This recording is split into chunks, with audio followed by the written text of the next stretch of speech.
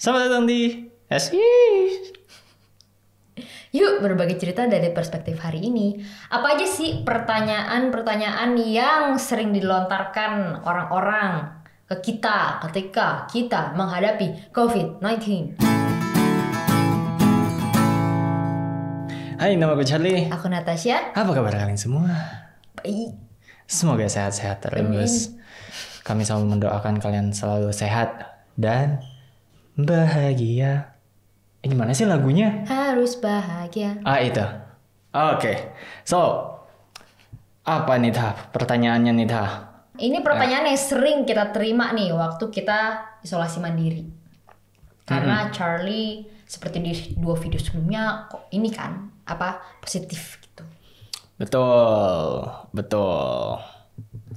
Pertanyaan pertama. Kamu kok bisa sih kena COVID-nya di mana? Kena COVID-nya di mana? Nggak tahu. Jujur bingung juga sih kalau ngomongnya.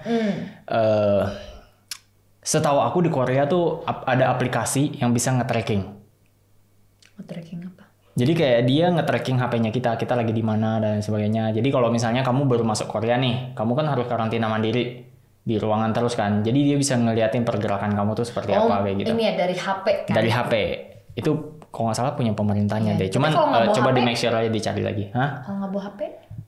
Nggak mungkin lah zaman sekarang nggak punya HP, gila lu. Nggak, maksudnya barangkali ketinggalan gitu kan. Tapi maksudku itu sangat efektif sih. Karena kan orang-orang pasti kayak bawa HP gitu lebih dari bawa dompet gitu kan. Betul. Apalagi Korea udah digital banget gitu loh. Betul. Dia udah mau 5G apa 6G sih?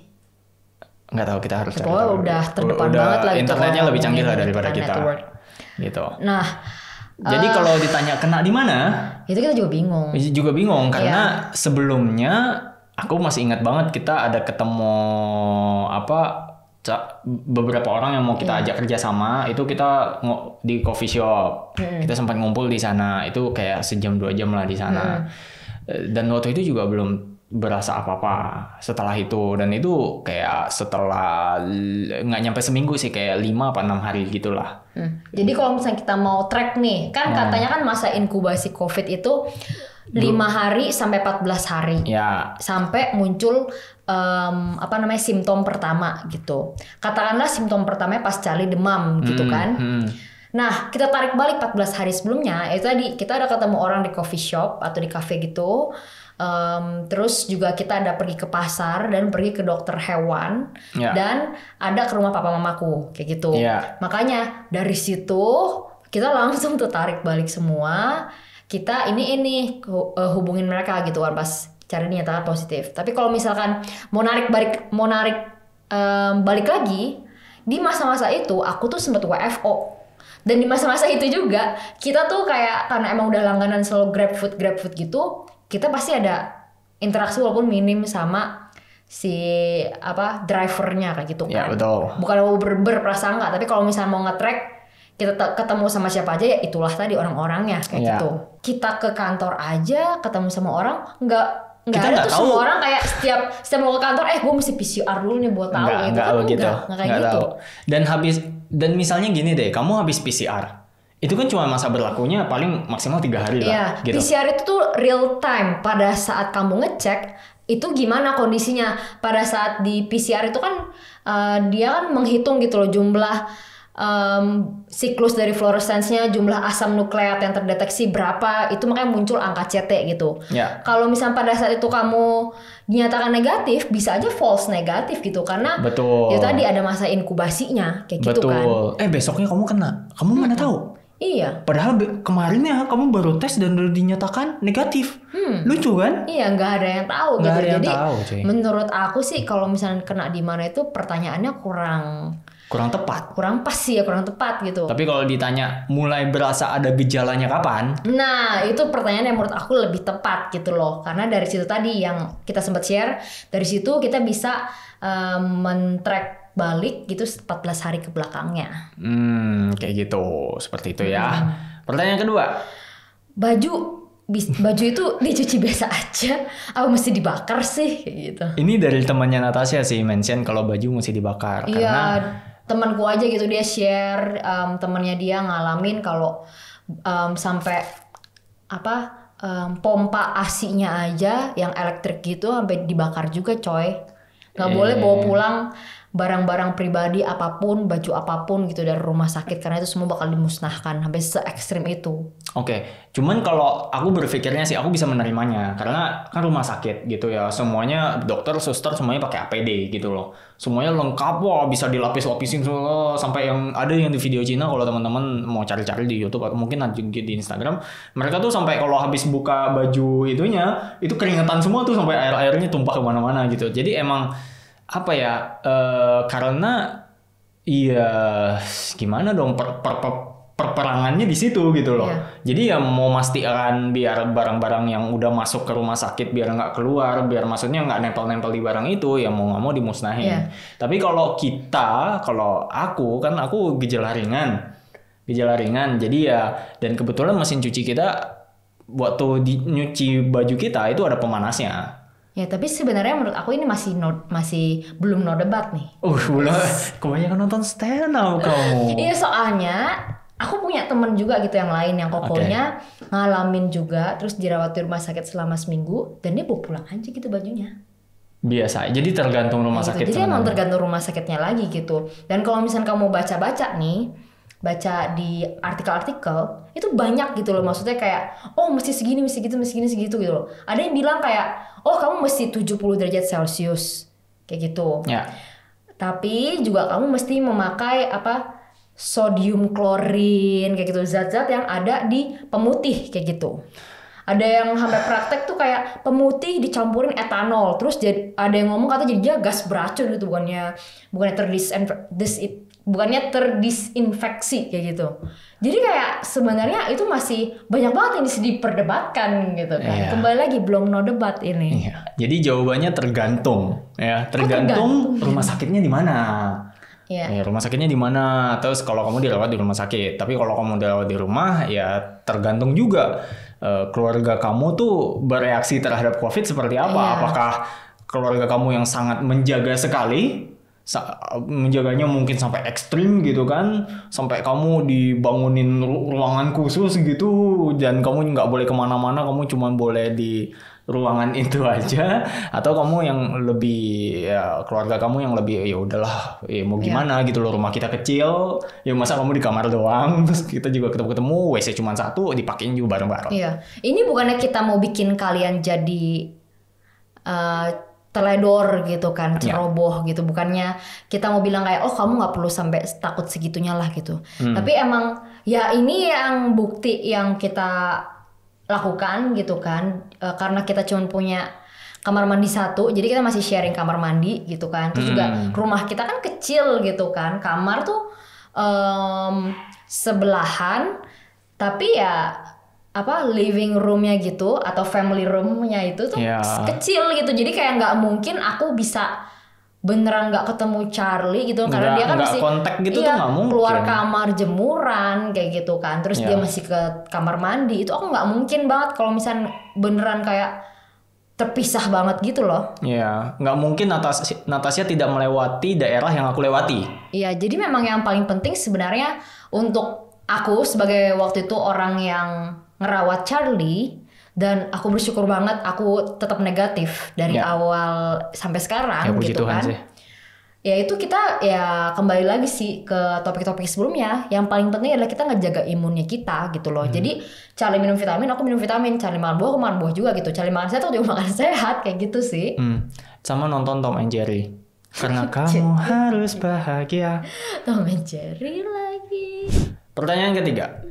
Beneran nggak sih ada program pemerintah untuk menanggung biaya pengobatan pasien COVID-19? Ada. Ada. Betul, ada. Tapi tidak semudah itu Ferguson. Tidak semudah itu Romeo. Callback. Kamu kebanyakan nonton ini deh. Aduh, stand up, aduh Tuhan. Ya nggak apa-apa lah, istriku jadi stand up comedian. Ya jadi seperti di video sebelumnya, program pemerintah tuh ada. Tapi dari rumah sakit sendiri, bukannya aku mau mengecilkan, bukannya aku mau menyindir, bukannya aku mau ngejudge, tapi ini kenyataannya.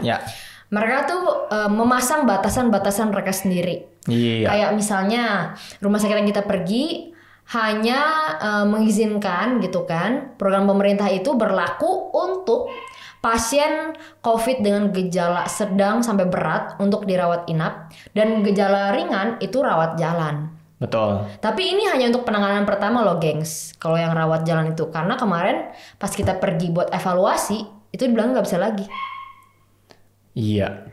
Iya, jadi kita tuh cukup kayak muter otak, gimana, karena lumayan mahal ya scan segala macam gitu. Jadi ya kita muter otak gimana biar dengan budgetnya kita juga bisa mendapatkan pelayanan itulah, service itu. Intinya Charlie tuh harus sembuh 100% gitu kan. Karena ini informasi buat kalian nih. Yang paling penting ketika kalian sudah dinyatakan negatif atau CT udah tinggi tapi masih positif gitu kan. Itu paru-paru kalian udah bersih atau belum? Karena pas Charlie PCR itu kan dia juga dicek nih ronsen toraks bagian depan sama cek darah rutin. Namanya cek darah rutin, bukan cek darahnya rutin setiap hari gitu bukan, tapi namanya cek darah rutin. Karena ada cek darah rutin, ada cek darah lengkap gitu kan. Itu dilihat apakah ada pengentalan darah kayak gitu. Jadi kita mikir nih, aduh gimana ya caranya supaya kita bisa ikut program pemerintah. Tadi mikirnya kayak gitu. Nah kita telepon RSUD, katanya, oh kamu kalau misalkan mau ditanggung, kamu mesti dari awal di sini, bukan untuk evaluasi. Kalau kamu untuk evaluasi, kamu ke puskesmas aja 24 jam. Terus aku tanya, ini mereka bisa nih ronsen plus cek darah rutin? Bisa. Pas kita ke sana, kita mesti book dulu kayak minggu depannya. 1 minggu sebelumnya. Karena mereka tuh mungkin karena saking banyak pasiennya, jadi mereka udah menetapkan 1 hari khusus untuk pengecekan itu. Dan itu pun kita harus daftar dulu. Iya, kita mesti daftar dan itu baru bisa kayak minggu depannya. Dan itu pun ngeceknya nggak, menurut kita berdua itu nggak lengkap gitu. Ya cuman cek pakai stetoskop gitu kan, cek kayak tensi sama saturasi oksigen. Udah, that's it. Jadi kamu nggak ada toraks, jadi nggak ada cek darahnya juga, jadi ya udah kita cek mandiri aja. Kita cek mandiri. Cek sendiri. Cek, oh ya, bukan maksudnya kita ke apa ya tempat, kita ke lab gitu lab, sih. Ya, jadi kita pergi ke Biomedica kemarin itu. Ini bukan sponsor tapi aku share aja gitu. Jadi kemarin kita cari nih Biomedica atau Prodia terdekat, tapi ternyata yang terdekat dari rumah itu Biomedica gitu kan. Dan dia punya alatnya lengkap. Jadi ya udah ke sana, dan menurut kita secara biaya juga termasuk murah. Iya, itu gak sampai 400.000 sih buat cek 400.000 kamu udah dapat cek semuanya gitu. Dan hasilnya udah bisa didapat, diantarin lagi ke rumah gitu kan. Di hari H yang sama gitu. Jadi ya udah kita cek di situ, dan di situ juga udah ada penjelasannya lengkap. Ternyata semuanya baik-baik aja. Jadi puji Tuhan. Ya semuanya selesai gitu ya. Jadi kalau teman-teman ada yang punya pengalaman COVID, bukan punya pengalaman COVID, terdeteksi positif COVID. Jadi kalau emang mau diurus sama pemerintah, lebih baik langsung ke RSUD. Ke RSUD gitu. Itu saran dari kita sih. Cuman prosesnya kayak gimana kita nggak tahu. Kita nggak tahu. Jadi teman-teman mungkin harus cari. Ya, atau mungkin nanti bisa share sama kita mungkin gitu, apakah memang betul gitu loh semudah itu untuk ke RSUD gitu. Atau mesti kayak jalur BPJS itu kan, kayak mesti kamu mesti ke Vaskes dulu, terus nanti mesti ke puskesmas baru bisa dilarikan ke RSUD, atau bisa langsung ke RSUD. Itu tergantung mungkin kebijakan masing-masing kali ya. Tergantung lah. Tahu sih itu. Karena aku juga nggak pernah ke Wisma Atlet, aku mandiri di rumah, jadi aku juga nggak tahu prosesnya seperti apa gitu ya. Terus pertanyaan keempat. Asuransi cover COVID gak sih? Ada 2 asuransi yang mengcover COVID. Kita nggak dibayar. Nggak usah diceritain. Nggak usah diceritain. Jadi, juga asuransinya apa. Poinnya adalah ketika kamu mau menggunakan asuransi untuk mengobati COVID, atau kamu mau daftar nih di sebuah asuransi, kamu mesti cek dulu apakah asuransi ini mengcover penyakit pandemi yang diatur oleh pemerintah. Kayak gitu. Nggak semua asuransi mengcover COVID. Jadi teman-teman harus cek cuma dulu. Ada 2. Kalau untuk di Indonesia sekarang ini ya. Tapi kalau misalnya nanti aku nggak tahu deh. Mungkin sebentar lagi juga yang lain bakal ngikut sih menurutku. juga atau enggak ya, kita nggak tahu lah ya. Bakal ngikut sih menurutku. Itu oke, terjawab ya. Jadi teman-teman harus cek. Oke. Yang kelima, kalau udah pernah positif bisa kena COVID kedua kali? Bisa banget. Tahu nggak sih? Jadi waktu aku cek ulang yang kedua kalinya, datang ke rumah sakit yang kedua itu, kan ada yang pertama, ada yang kedua gitu kan. Yang second opinion, yang video sebelumnya, ada link di sini kalau teman-teman mau nonton.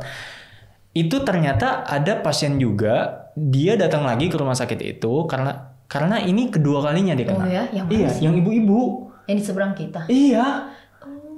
Aku nguping kan kamu jalan-jalan kan ngurusin kan nanya-nanya ini gimana sih prosesnya yang soal pemerintah yang kamu sampai tensi tinggi emosi gitu. Nah ini dia ngobrol sama dokter di sana dan ya kan nggak terlalu jauh lah posisinya gitu jadi bisa kedengeran gitu loh mereka ngomongnya apa. Jadi udah 2 kali dan penciuman dia hilang. Maksudnya dia nggak bisa mencium aroma gitu ya, itu hilang juga. Jadi dia datang juga nyantai gitu, kayak baju kaos oblong kayak gitu, kayak ya baju biasa gitu.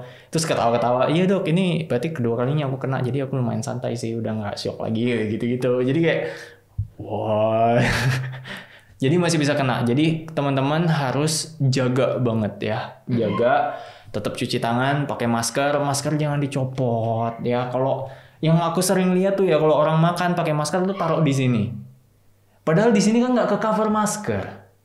Ini nggak sih kalau kita kan nggak tahu kalau udara, angin segala macam. Sebenarnya kayak gini tuh udah ada penyuluhannya dari pemerintah juga udah jelasin kalau masker tuh kalau makan tuh jangan lebih baik temen buka, bawa kantong plastik sendiri dari rumah atau gimana. Kalau biasanya aku nggak punya kantong plastik, aku buka, aku tutup gitu ya, aku lipat rapi, aku taruh di kocekku sendiri. Ya, atau paling aman sih emang ganti masker aja sih. Kalau aman ganti masker aja lah. Terus kalau misalnya ada juga, cuman ini dari kita ya, dari kita. Aku nggak setuju. Ini dari kita. Cuman boleh lah kita ngobrol-ngobrol diskusi. Kalau aku nggak setuju kalau masker habis itu ada yang bilang dikasih tisu aja di dalamnya. Jadi maskernya nggak usah diganti-ganti, tapi tisunya yang diganti.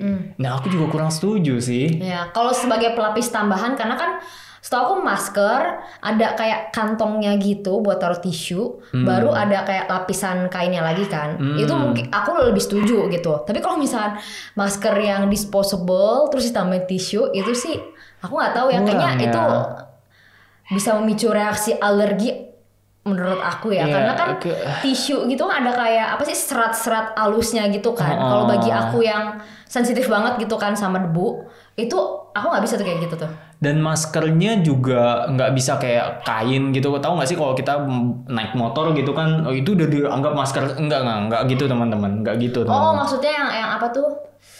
Iya yang biasa kayak sapu tangan dulu terus ada yang masker yang bolong masuk kalau kita naik gunung kan ada tuh apa sih yang bulat yang kayak namanya. Bisa ditaruh di bando kepala kalau buat cewek kayak gitu itu bukan masker, oke? Jadi teman-teman bisa search juga di internet masker itu seperti apa, ada yang dianjurin sama pemerintah masker yang benar tuh kayak gimana. COVID itu nular ke anjing nggak sih? Silakan kamu yang jawab deh. Jadi aku ini perdebatan sih. Gini, kalau ada dokter si Anabul, dokter si Archie Eli, yang kita percaya tentunya. Dibilangnya tuh enggak, karena RNA-nya berbeda. Dan tahu nggak sih kalau misalkan anjing itu dia udah ada vaksin corona, tapi coronanya beda, canin corona gitu kan, yang nyerangnya itu usus halus gitu. Ya. Kalau misalkan COVID nih, SARS-CoV ini. Itu masih perlu penelitian lebih lanjut sih kalau yang aku baca gitu, karena sejauh ini ada kasus memang tuh kayak ada anjing POM ya kata waktu itu pernah kena gitu, ada harimau yang pas dicek itu positif gitu kan untuk SARS-CoV ini, tapi kasus itu sangat rendah banget dan kita kan ya emang gak pernah dengar lagi kan. Itu masih perlu diteliti lebih lanjut sih apakah memang betul gitu loh menular, tapi kayak sih kalau misalkan by this far kita bisa bilang ya tidak enggak, menular gitu loh. Tidak menular. Jadi aman-aman aja. Yang nggak bisa kayak anjing ini jadi apa ketularan gitu. Iya ketularan habis itu nularin ke manusia gitu itu enggak. Dibilangin sih gitu. Betul. Itu sih beberapa pertanyaan yang emang sering kita dapetin dari sekitar kita yang tahu kalau Charlie kena COVID gitu. So, thank you teman-teman yang udah nontonin dari awal sampai akhir. Ada 3 video. Jadi video pertama tuh soal apa sih yang aku rasain. Dari awal aku kena, gejalanya tuh kayak gimana, kita udah ceritain. Sampai aku negatif tuh seperti apa, prosesnya, apa yang kita jalanin lah. Habis itu yang kedua adalah video makanan minuman apa yang kita makan, yang disaranin oleh teman-teman dan keluarga, dan kita udah konsumsi itu semua. Ada enak dan nggak enaknya, kita juga udah share ke teman-teman. Jadi teman-teman bisa temuin linknya di bawah, mungkin ada card juga di atas, ntar aku bakal taruh. Dan video terakhir itu yang ini. Itu semoga semuanya bermanfaat video-video ini, semoga bisa jadi guide buat teman-teman, dan mari kita dukung teman-teman kita yang mungkin karena orang-orang yang lagi kena COVID itu butuh dukungan banget ya. Nggak cuma secara moral tapi juga action dari kita, misalnya kirimin buah atau kirimin vitamin kalau kamu bisa gitu sih. Thank you semuanya. Apa lagi? Kamu mau tambahin apa? Udah cukup. Udah cukup. Bye-bye. Bye. Habis ini kita akan mulai ngomongin cinta lagi.